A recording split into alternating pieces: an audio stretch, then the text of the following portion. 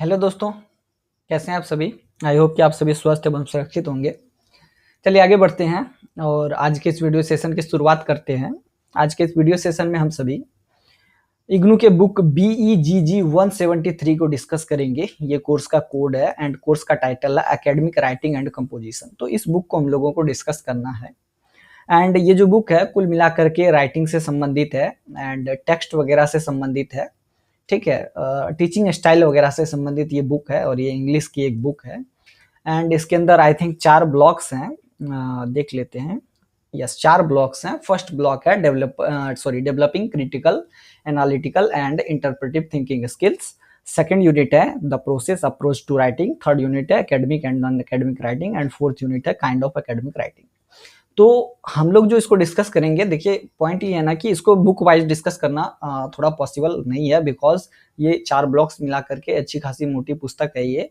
तो हम लोग इसके इंपॉर्टेंट क्वेश्चंस को है ना वो डिस्कस करेंगे। इसके जो भी इंपॉर्टेंट क्वेश्चंस है उसको डिस्कस करेंगे। साथ ही मैं आप लोगों को प्रीवियस ईयर क्वेश्चंस दिखा दूंगा और उस प्रीवियस ईयर क्वेश्चंस को देख करके संभवतः आप लोग अपने एग्जाम में, और जो मैं गैस पेपर अभी डिस्कस करने वाला हूँ और जो क्वेश्चन पेपर में अभी डिस्कस करने वाला हूँ, तो उतने क्वेश्चंस और आंसर्स और प्रीवियस ईयर क्वेश्चन जो है ना आई थिंक आपके लिए सफिशिएंट होंगे। एग्जाम में आप अपने अच्छे से लिख करके आ पाएंगे, यही मैं आशा करता हूँ। ठीक है, तो सीधे चलते हैं उस पेज पर जिस पर इंपॉर्टेंट क्वेश्चन आंसर्स लिखे गए हैं। ये पेज है और इसको मैं फुल स्क्रीन मोड में कर लेता हूँ। ओपन हो गया है। एक छोटा सा आप लोगों से रिक्वेस्ट है, शिक्षा मैटर्स चैनल को लाइक कमेंट शेयर सब्सक्राइब कीजिए और कुछ नहीं। बाकी आपकी इच्छा, करना हो करिए, नहीं करना हो तो कोई बात नहीं है, आपके लिए सब सही।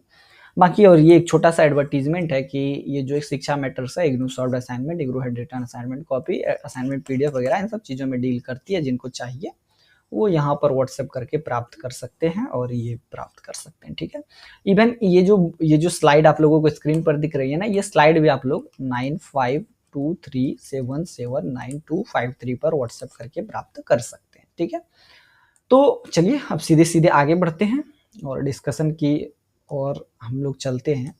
ये BEGG 173 बुकलेट का नाम है एंड ये जो सब्जेक्ट है, सब्जेक्ट कोड है या सब्जेक्ट या कोर्स कोड है, ये BAG प्रोग्राम पर लागू होता है, मतलब bachelor of arts general, BAM bachelor of arts normal. ठीक है, उसके बाद किसी भी तरीके का नॉर्मल अगर कोई मेजर कोर्स है, इग्नू ने अपने तरफ से बैचलर्स प्रोग्राम में मेजर की डिग्री स्टार्ट करी है। हालांकि यहाँ पर मैंने सिर्फ हिस्ट्री मेजर को मेंशन किया है, बट ये ऐसा मैंडेटरी नहीं है कि सिर्फ हिस्ट्री मेजर में ही चलेगा।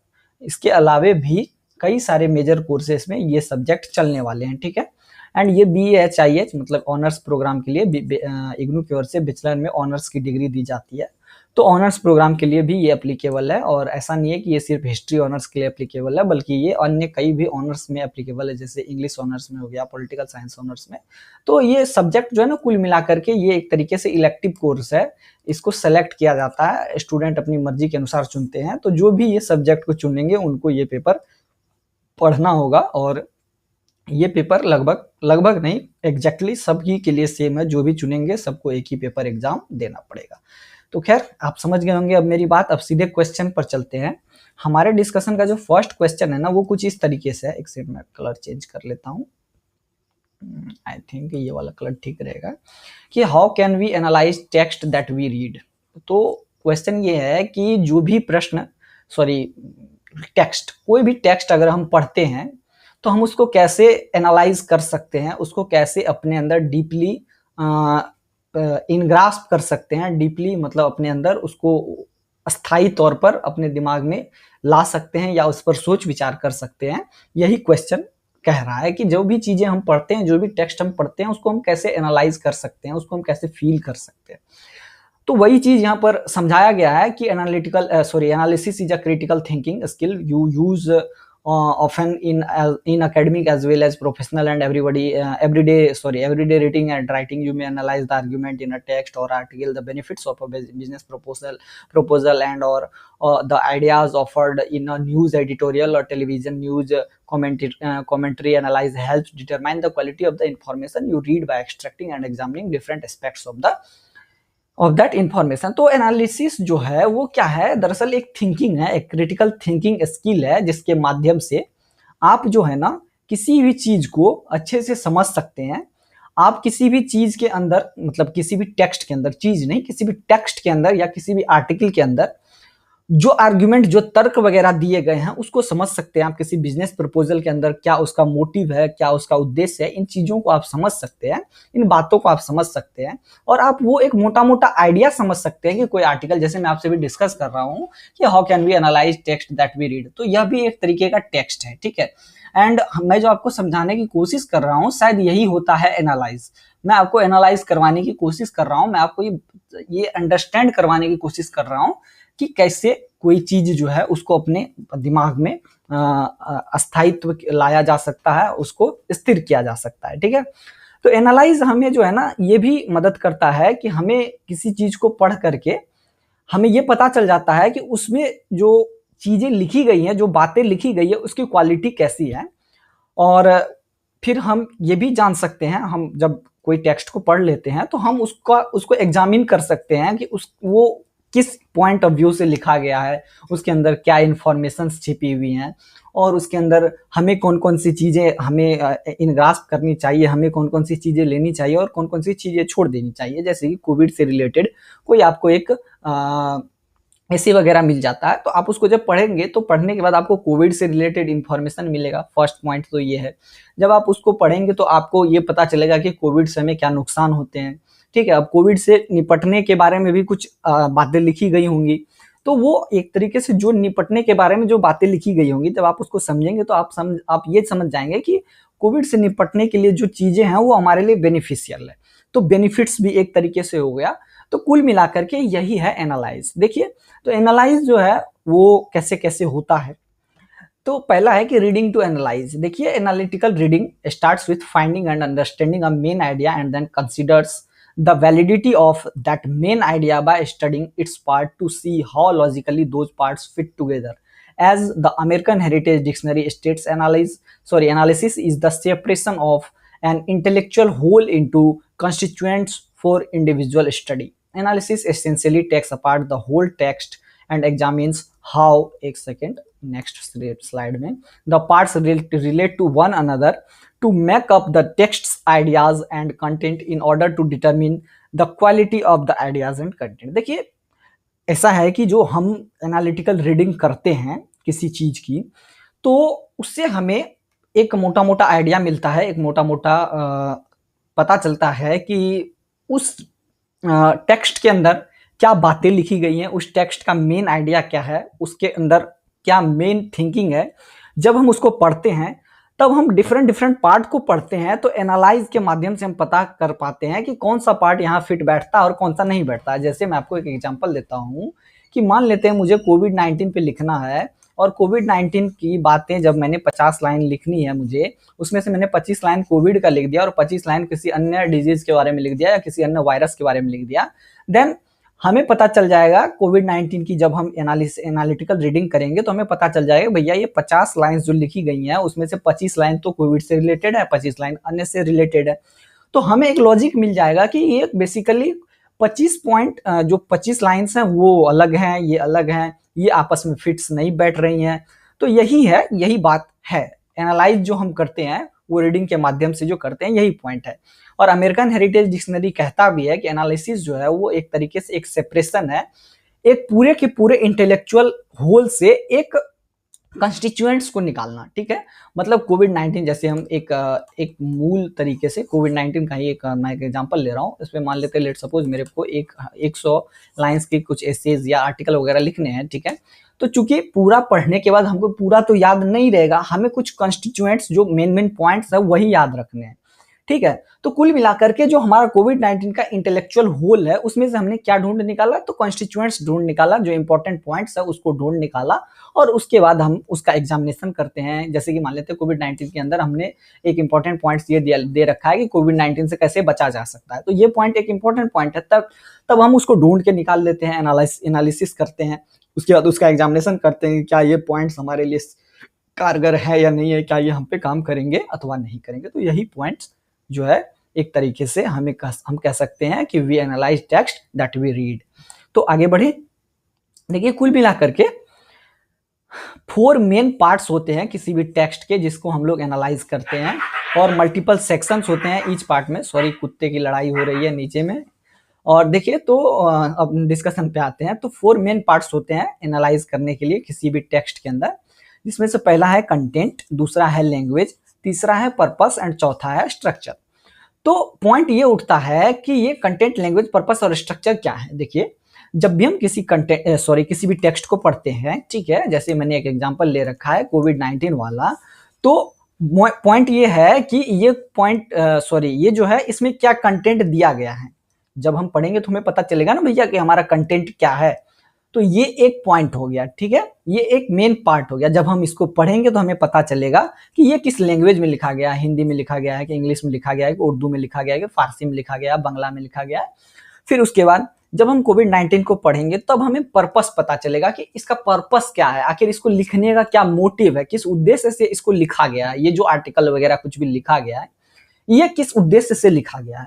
और चौथा पॉइंट, हमें ये नेसेसरीली पता चलेगा कि इसका स्ट्रक्चर कैसा है। लेट्स सपोज कोविड-19 ये एक आर्टिकल है या कोई रिपोर्ट है या कोई आपको केस स्टडी है, क्या है, मतलब आर्टिकल है, मतलब किसी ने लिखा है कोविड-19 के ऊपर, या कोई रिपोर्ट है, किसी ने कोई रिपोर्ट सौंप रखी हो, या कोई आपको केस स्टडी है, कुछ लोग कोविड-19 से मर गए, कुछ नहीं मरे, इस तरीके की केस स्टडी है। तो कुल मिलाकर के ये 4 मेन पार्ट्स होते हैं किसी टेक्स्ट के अंदर, that we use to analyse, and multiple sections जो इसके अंदर होते हैं हम उसका ज्ञान लेने की कोशिश करते हैं। ठीक है, मेरे ख्याल से मेरी बातों को आप लोग समझ गए होंगे। तो अब इसी में आता है एनालिटिकल रीडिंग प्रोसेस। तो देखिए, रीडिंग और text for the purpose of analysis usually requires you to read that text more than once. Upon first reading, take note of the characteristic to investigate further. Do you agree or disagree with certain ideas? Did you react to certain phrases? How do the ideas in the text relate to your, एक second अगली slide में देख लेते हैं क्या लिखा हुआ। On experience, application of reading skills such as previewing, annotating, note taking and summarizing all help you note characteristics that you may want to investigate further as they promote your ability to understand the text. Understanding is the basis for analysis. Fuller analysis happens after a first reading, when you delve into the text more completely, asking and answering a specific question about its part, ask and answer 3 basic questions as a starting point for analyze the text. What is the main idea? What is the author's purpose? What additional pieces of the text should I question more fully? Content, language, structure based on the authors purpose. देखिए, यही point अभी हम ऊपर भी discuss कर चुके हैं, इसको नीचे भी यहाँ से अच्छे से एलेबोरेट किया गया है। तो कुल मिलाकर के जो एनालिटिकल रीडिंग प्रोसेस होता है, इसका एक पर्पस होता है कि पर्पस ये होता है कि हमको इसको पहले पढ़ना होता है, और ये ऐसा नहीं है कि सिर्फ एक बार पढ़ना होता है, इसको एक बार से ज्यादा पढ़ना होता है। जैसे कोई कोविड-19 का कोई कुछ भी है, कोविड-19 हम मान के चलते हैं, अभी एक कोविड-19 है, ठीक है, कोविड-19 पे लिखा हुआ है। अब कोविड-19 पे लिखा हुआ है, या वाटर हार्वेस्टिंग पे लिखा हुआ है, या ग्लोबलाइजेशन पे लिखा हुआ है, अन्य कोई भी बहुत सारे टॉपिक्स हैं। तो अगर आप इसको एक बार पढ़ लेंगे तो मुझे नहीं लगता है कि केवल एक बार पढ़ने से आप सारी बातों को समझ पाएंगे। तो इसको एक बार से ज्यादा पढ़ना पड़ता है, और अगर आप एक बार से ज्यादा पढ़ते हैं तो आप बेटर तरीके से एनालिसिस कर पाते हैं। एंड जो फर्स्ट रीडिंग होता है उसमें हम क्या करते हैं कि कुछ नोट बनाते हैं। जैसे कोविड-19 का हमने कुछ नोट बना लिया कि हाँ ये इंपॉर्टेंट पॉइंट्स हैं, और जब हम नोट बनाते हैं, नोट बनाने के बाद हम ये चेक करते हैं कि जो भी चीजें, जो भी आइडियाज कोविड-19 या अन्य किसी भी टॉपिक्स के अंदर दी गई हैं, क्या वो आइडियाज से आप एग्री करते हैं या नहीं करते हैं। ओके, और दूसरा पॉइंट हम ये देखते हैं कि अगले इन्वेस्टिगेशन में अपना, कि क्या जो इसमें फ्रेजेस वगैरह यूज किए गए हैं क्या ये सही हैं। हम एक रिएक्शन छोड़ते हैं इस पे, ठीक है, क्लियर है। और उसके बाद हम ये देखते हैं कि जो भी आइडियाज टेक्स्ट के अंदर दिए गए हैं वो आपके एक्सपीरियंस से कितना मैच करता है, कितना मिलता जुलता है। और जो रीडिंग स्किल्स का एप्लीकेशन है, जो जैसे कि प्रीव्यूइंग हो गया, एनोटेटिंग हो गया, नोट टेकिंग हो गया और समराइजिंग हो गया, तो ये पूरी प्रक्रिया हम करते हैं, और उसके बाद हम अपने इन्वेस्टिगेशन को फर्दर आगे बढ़ाते हैं, और इसके माध्यम से हम पूरे टेक्स्ट को समझने की कोशिश करते हैं, और इससे हमारी अंडरस्टैंडिंग मजबूत होती है, हमारी सोच और समझ मजबूत होती है। एंड अंडरस्टैंडिंग जो है वो हमारे एनालिसिस का बेसिस होता है। जब तक हमारी अंडरस्टैंडिंग बेटर नहीं होगी तब तक हम बेटर तरीके से एनालिसिस नहीं कर पाएंगे, ठीक है। Better understanding, better analysis. तो जो फुलर एनालिसिस होता है, जो कि एक तो जब हम फर्स्ट रीडिंग करते हैं तो हाफ एनालिसिस होता है, जब हम सेकंड रीडिंग या थर्ड रीडिंग करते हैं तो हमारी एनालिसिस में थोड़ी बढ़ोतरी होती है। तो जब हम फुलर एनालिसिस कर लेते हैं तो हम मोर कंप्लीटली एक तरीके से कुछ क्वेश्चंस के आंसर ढूंढ लेते हैं या ढूंढने की कोशिश कर लेते हैं, और जब हमें हमारे क्वेश्चंस के आंसर मिल जाते हैं तो हम समझ जाते हैं कि हमने टेक्स्ट को एनालाइज कर लिया है। जैसे कि किसी टेक्स्ट को लिखने का मेन आइडिया क्या है, ठीक है, उसके बाद दूसरा कि पर्पस क्या है, ऑथर ने क्यों लिखा है, किस रीजन से लिखा है, और भी कुछ क्वेश्चंस है जैसे कि क्या कंटेंट है, किस लैंग्वेज में लिखा गया है, इसका स्ट्रक्चर क्या है, किस टाइप में लिखा गया है, और ऑथर्स के पर्पस को ध्यान में रखते हुए हम लोग ये सारी चीजों को डिस्कस कर लेते हैं, मतलब ये सारी चीजों को सोच लेते हैं। तो यही है एनालिसिस। मेरे ख्याल से मेरी बातों को आप लोग समझे होंगे। आगे बढ़े तो अगली स्लाइड में क्या है, अरे भैया एक साथ दो स्लाइड भाग गया क्या। देखिए सबसे पहला है कि आगे बढ़ने पर मेन आइडिया, सबसे पहली बात है कि व्हाट इज मेन आइडिया। सबसे पहला है मेन आइडिया क्या है किसी टेक्स्ट का।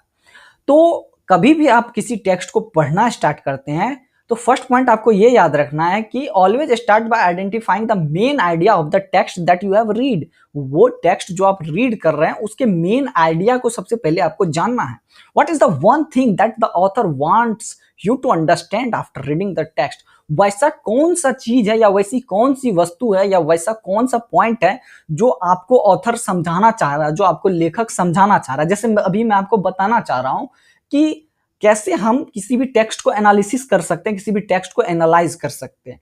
जस्ट सिमिलर कि किसी भी टेक्स्ट को पढ़ने के बाद वो उसमें हमें ये जानना होता है कि उसका मेन आइडिया क्या है एंड कौन सा हम मतलब कौन सा जो नोट है या कौन सा जो पॉइंट है वो एक डिलीवर करना चाह रहा है author. The main idea may be stated directly in the text. कभी कभी तो जो आइडिया होता है टेक्स्ट का वो डायरेक्टली इंप्लीमेंटेड होता है, जैसे कि कोविड-19 हो गया, ये डायरेक्टली हमको पता चल जाएगा कि कोविड-19 से रिलेटेड है।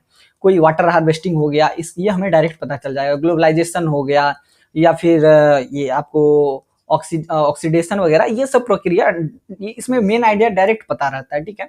बट अब मान लेते कोई कहानी हो गई या कोई कविता हो गई तो उसका मेन आइडिया हमको तुरंत पता नहीं चलता भैया। जब हम उसको पढ़ते हैं ना तभी हमको पता चलता है कि बेसिकली इसके इस टेक्स्ट के अंदर क्या है और इस टेक्स्ट के अंदर क्या बातें की गई हैं।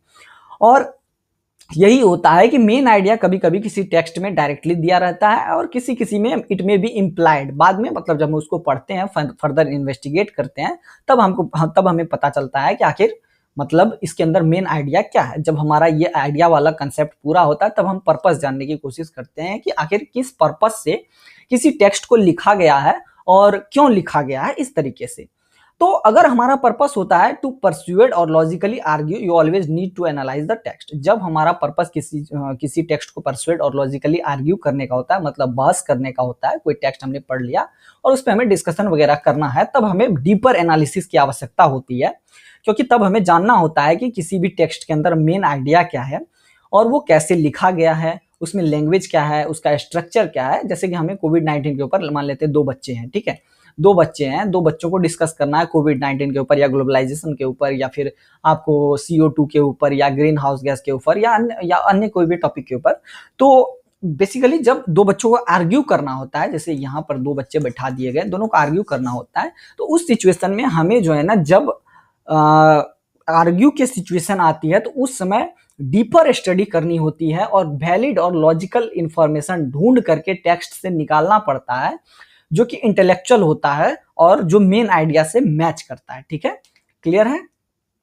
उसके बाद जब हमारा पर्पस होता है कि किसी चीज को इन्फॉर्म करना है या एक्सप्लेन करना है, तब भी टेक्स्ट को हम एनालिसिस करते हैं या टेक्स्ट को एनालाइज करते हैं। जैसे मैं आपसे बातें कर रहा हूं और मेरा यहाँ पर क्या उद्देश्य है, मेरा मोटो है आपको कुछ इन्फॉर्म करना, आपको कुछ उद्देश्य आपको कुछ इन्फॉर्मेशन देना और कुछ एक्सप्लेन करना। जैसे मैं यहाँ एक्सप्लेन कर रहा हूँ, how can we analyse a text, how can we analyse a text in a writing. तो बस यही है कि जब हम किसी चीज को इन्फॉर्म या एक्सप्लेन करते हैं, उस सिचुएशन में भी हमें जो है टेक्स्ट को एनालाइज करना पड़ता है और उस सिचुएशन में भी हमें वैलिड इंफॉर्मेशन को गैदर करने पड़ते हैं और उसके बाद हमें जो है उसमें लैंग्वेज ऑब्जेक्टिव ढूंढना पड़ता है, फिर हमें सही इंफॉर्मेशन पहुंचानी होती है, ठीक है, क्लियर है।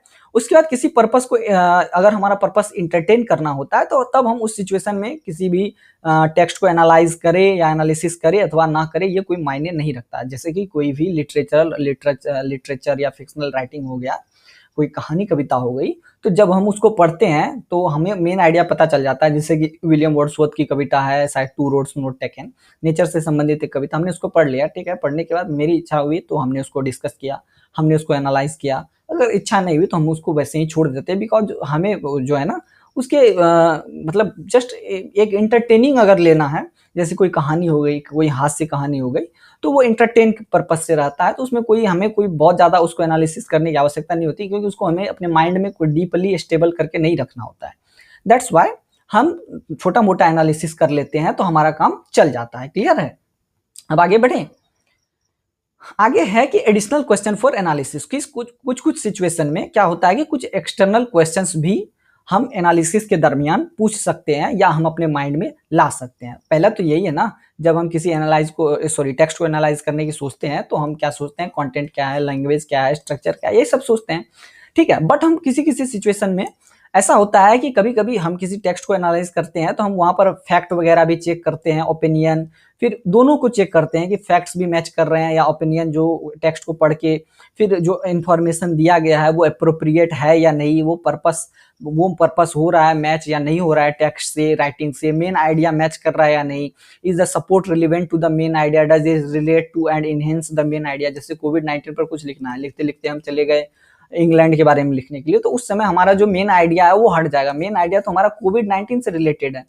तो कुल मिलाकर के कुछ सिचुएशन में हम ऐसा भी देखते हैं कि कुछ इंपॉर्टेंट अन्य क्वेश्चंस को भी हम ढूंढने की कोशिश करते हैं कि कौन सा कोई सपोर्ट रेलिवेंट मतलब मेन आइडिया को कोई चीज सपोर्ट कर रहा है या नहीं कर रहा है, और मेन आइडिया को इनहेंस कर रहा है या नहीं कर रहा है, is the support logical, support सही है या नहीं है। फिर उसके बाद does supporting evidence come from trusted और वैलिड सोर्स। जैसे कोविड-19 में लाखों मौतें हुई, इसका कोई ट्रस्टेड सोर्स है या वैलिड सोर्स है या नहीं, तो हम इन सब चीज़ों को भी ढूंढने की कोशिश करते हैं। अब जैसे मान लेते हैं ICMR, Indian council of medical research organisation, ऐसा ही कोई फुल फॉर्म है, अगर वो हमें बताएगी नहीं कि भैया कितने लोग मरे, तो हमें पता तो चलेगा नहीं, हम 50 की जगह 75 लिख देंगे, तो हमें ये एग्जैक्टली तो नहीं पता रहेगा ना कि भैया रियल डेटा क्या है।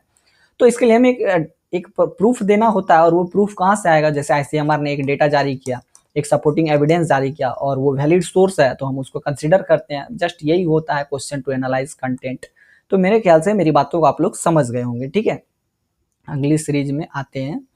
उसके बाद और यहाँ पर 2 पॉइंट्स हैं, is there enough support to verify the main idea and supporting ideas. तो कुल मिलाकर के जितने भी सपोर्ट्स हैं वो हमारे मेन आइडिया और सपोर्टिंग आइडिया को वेरीफाई करता है या नहीं। Does the support consider and deal with an opposition view point if there is a significant opposing view point. तो कुछ कभी कभी इस सिचुएशन ऐसा भी होता है कि किसी चीज के अगेंस्ट में भी कुछ बातें ऐसी लिखी जाती हैं, कुछ वैलिड पॉइंट्स दिए जाते हैं, तो वो वैलिड पॉइंट सही है या नहीं, वो सिग्निफिकेंट है या नहीं, तो उसकी भी जांच होती है। तो ये भी एक तरीके से टेक्स्ट के एनालाइज का एक तरीका है, एनालिसिस का एक तरीका है। जैसे कि मान लेते हैं डाउरी सिस्टम, दहेज प्रथा की बात करते हैं, तो दहेज प्रथा हम सभी जानते हैं कि एक तरीके से ये एक कुरीति है। तो कुछ सिचुएशन में ये अच्छा भी काम करता है, तो उस अच्छा काम करता था हालांकि, ठीक है, अभी तो नहीं करता, अभी तो ये एक तरीके से कुप्रथा बन गई है।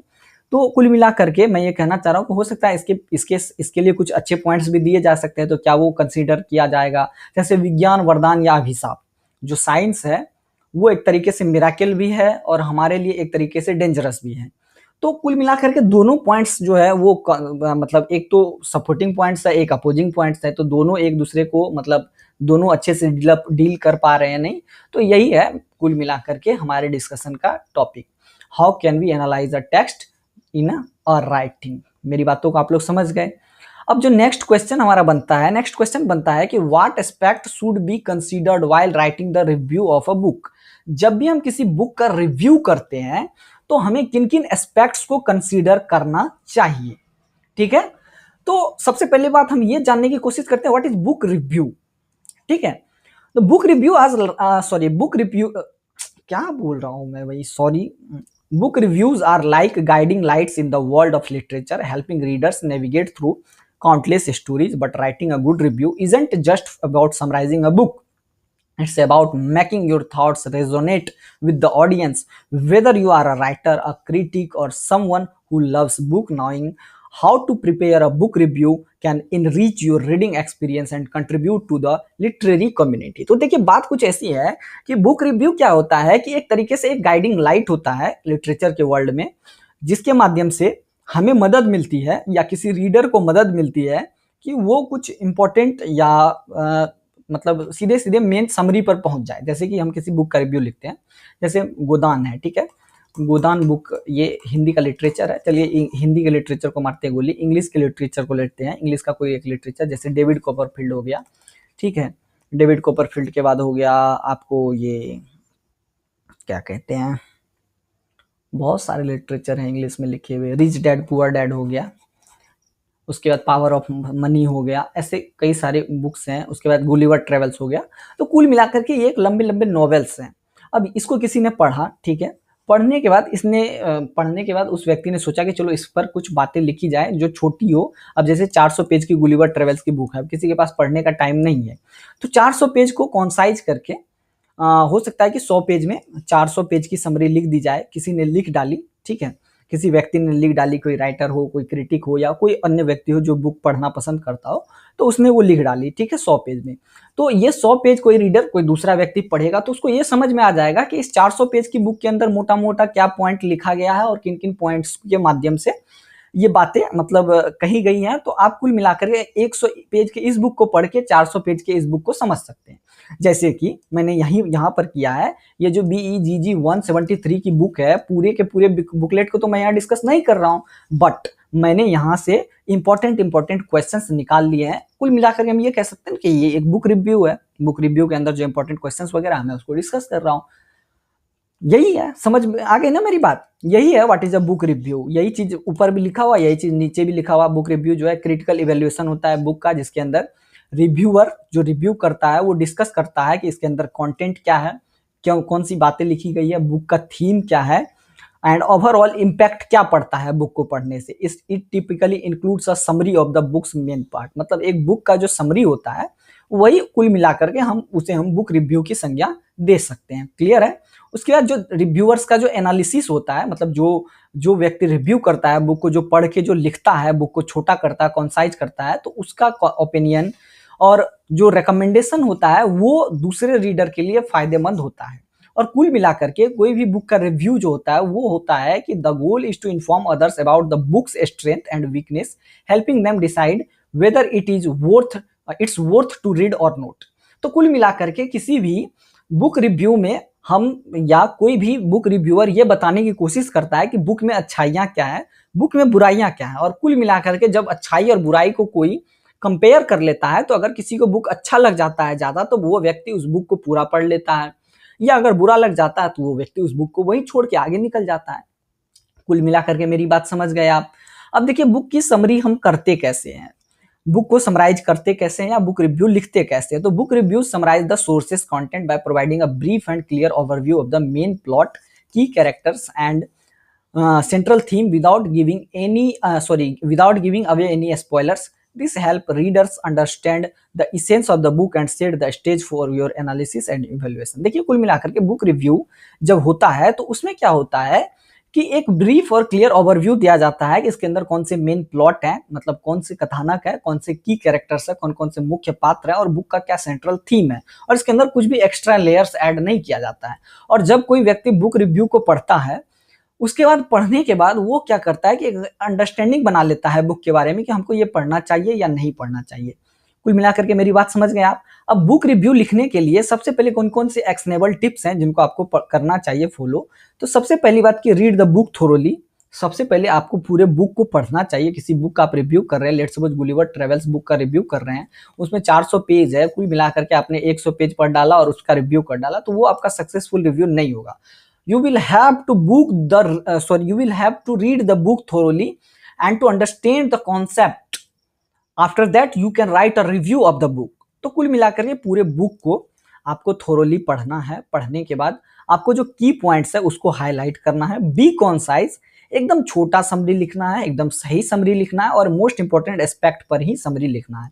अवॉइड स्पॉयलर्स, जो फालतू के पार्ट्स हैं और जो मेजर प्लॉट ट्विस्ट हैं उसको मतलब कि ऐसा रिवील नहीं कर देना है, मतलब कि अब जैसे कि मेजर जो पार्ट्स हैं जिसको पढ़ करके लोगों को मजा आए, तो अगर आप उसको रिवील कर देंगे किसी बुक के रिव्यू में, तो बंदा जो है ना मेजर प्लॉट पढ़ के समझ जाएगा कि बुक के अंदर क्या होगा, तो वो बंदा बुक को पढ़ेगा ही नहीं, वो सीधा प्लॉट ट्विस्ट पढ़ लेगा। तो प्लॉट ट्विस्ट से हमें बचना है, केवल और केवल एक ऐसा रिव्यू दे देना है बुक के एंडिंग में, जिसमें कि हमें मेजर प्लॉट को रिव्यू नहीं, मतलब मेजर प्लॉट के बारे में नहीं बताना, एक मोटा मोटा पॉइंट रख देना है, ताकि हो सके कि दूसरे रीडर को इंटरेस्ट जग जाए और वो बुक पढ़ने के लिए आगे बढ़ जाए। ठीक है, अब जो है जब हम रिव्यू लिखते हैं तो उसमें हमें अपने वर्ड्स को यूज करना चाहिए। ऐसा नहीं है कि बुक के कंटेंट को उठा करके लिख डाला हमने तो वो गलत हो जाएगा। उसके बाद प्रोवाइड कॉन्टेक्स्ट, जो बुक की जो जीनर है, बुक की सेटिंग है, कैसा बैकग्राउंड है, वो सारे इंफॉर्मेशन हमें देनी चाहिए। फोकस ऑन क्लैरिटी, जो भी चीजें हैं वो हमें क्लियर लिखना चाहिए बुक लिखने के टाइम। जो भी समरी हम लिख रहे हैं वो इजी टू रीड हो, अंडरस्टैंड हो, अवॉइड कॉम्प्लेक्स लैंग्वेज, हमें कॉम्प्लेक्स लैंग्वेज से बचना चाहिए और अननेसेसरी डिटेल्स को भी हटाना चाहिए। एनालाइज एंड इवेल्युएट, जब भी हम किसी बुक का रिव्यू करते हैं तो बुक रिव्यू के दरमियान जब हम बुक को कंप्लीट कर लेते हैं, रिव्यू लिख लेते हैं, तो अब हमें जो है ना पहले खुद उसको एग्जामिन करना चाहिए और उसमें जो भी एलिमेंट्स है उसको देखना चाहिए। राइटिंग स्टाइल कैसा है, कैरेक्टर डेवलपमेंट कैसा है, प्लॉट स्ट्रक्चर वगैरह कैसा है, थीमेटिक डेप्थ वगैरह कैसा है, सब कुछ करने के बाद जब हमें वो बुक ठीक लगे, आफ्टर दैट हमें जो है वो बुक लिखना चाहिए, या सॉरी उस बुक का रिव्यू करना चाहिए, या फिर अगर हो सके तो उसमें कुछ और भी चेंजेस हो सकते हैं तो उसमें हमें चेंजेस वगैरह करके आफ्टर दैट हमको किसी राइटिंग स्टाइल को कंसीडर करना चाहिए, जो कि एक अच्छी राइटिंग स्टाइल हो, जो कि इंगेजिंग हो, जिसको पढ़ करके रिव्यूअर मजा ले सके, आनंद ले सके और हो सके तो उस ओरिजिनल बुक को भी पढ़ सके। ठीक है, जैसे गुलिवर ट्रेवल्स की रिव्यू 100 पेज में लिख डाली गई और आपने ऐसी रिव्यू डाली कि 50 बच्चों ने उस रिव्यू को पढ़ा और पढ़ने के बाद 50 ने गुलिवर ट्रेवल्स की मेन बुक खरीद ली और उसको पढ़ डाली, तो ये एक फायदेमंद एक तरीके से बुक रिव्यू हुआ। ठीक है, मेरी बातों को आप लोग समझ गए ना। Consider writing style, writing style में टोन को कंसीडर करना है, लैंग्वेज को, पेसिंग को, सब कुछ को कंसीडर करना है और उसके बाद हमें रिव्यू करना है। तो आई होप आप सभी मेरी बातों को समझ गए होंगे। फिर कैरेक्टर डेवलपमेंट को इवेलुएट करना है कि जो कैरेक्टर्स जो हैं बुक के अंदर लिखे गए हैं, टेक्स्ट के अंदर लिखे गए हैं, वो कैसा है, कैरेक्टर्स कैसा वेल डेवलप्ड है, बिलीवेबल है या नहीं है, ऐसा तो नहीं है कि दुनिया से बाहर का ही है, या रियलिज्म से भरा है या नहीं, या नेचुरलिज्म है। फिर प्लॉट को एग्जामिन करना चाहिए। फिर ऐसे थीम्स एंड मैसेज, जो बुकलेट के अंदर जो थीम है, टेक्स्ट के अंदर जो थीम है, मेन थीम और मैसेज बुक के अंदर, उसको इवेलुएट करना चाहिए। कुछ स्पेसिफिक एग्जांपल्स भी देनी चाहिए ताकि जो आपने एनालिसिस किया है या जो बुक की समरी आपने लिखी है उसको कोई व्यक्ति पढ़ने के बाद कोई सीन को कोट करना चाहिए। ठीक है, कोई सीन वगैरह को, सिग्निफिकेंट इवेंट वगैरह को कोट करना चाहिए ताकि उसको पढ़ने के बाद कोई भी व्यूअर या कोई भी रीडर जो है ओरिजिनल बुक को ही पढ़ना स्टार्ट कर दे। और ओरिजिनल बुक को पढ़ने से जाहिर सी बात है कि उससे ज्यादा फायदा मिलेगा। कंक्लूड विथ अ रिकमेंडेशन, और लास्ट में जब हम फिनिश करते हैं किसी रिव्यू को तो हमें लास्ट में बता देना चाहिए कि भाई जो समरी मैंने दी है, जो रिकमेंडेशन, जो भी चीजें मैंने एनालाइज किया है, जो भी चीजें मैंने समझी है, उसके अकॉर्डिंग मैं ये कहना चाहता हूँ कि मुझे ये बुक पसंद आई अथवा नहीं आई। मतलब क्लियर और कंसाइजली बता देना चाहिए कि मुझे पसंद नहीं आई अथवा मुझे पसंद आई। और आपको अगर पसंद है तो आप पढ़ लें, आपको अगर पसंद नहीं है तो आप यहीं से छोड़ दें। तो कुल मिलाकर के यही बात है। ठीक है, अब आगे बढ़े। अगला जो क्वेश्चन है, अगला क्वेश्चन है कि what are the components of pre writing stage of the process approach to writing. Answer कुछ देखिए, प्री राइटिंग का मतलब होता है कि जब आप कोई राइटिंग लिखते हैं ना, उससे पहले का जो कंपोनेंट्स है उसके बारे में हमें यहाँ डिस्कस करना है। जब भी हम कोई राइटिंग लिखने जाते हैं तो उससे पहले हम सोचते हैं, जैसे मैंने ये वाला स्लाइड बनाया है, इसमें जो भी क्वेश्चंस और आंसर्स वगैरह ऐड किया, ऐसा तो नहीं है कि भगवान आए, ब्रह्मा जी आए, विष्णु जी आए, महेश जी आए या अन्य कोई देवता आए, मेरे माथे में डाल के चले गए और यहाँ पर कॉपी पेस्ट हो गया, ऐसा तो नहीं है। मैंने लिखने से पहले इस प्री राइटिंग, मैंने ये जो स्क्रीन पर आप लोगों को ये सब जो दिख रहा है, इसको लिखने से पहले जरूर सोचा होगा। ठीक है, और तब जा करके इसको लिखा होगा, एक अप्रोच बनाया होगा। तो यही है कि जो प्री राइटिंग है यही है।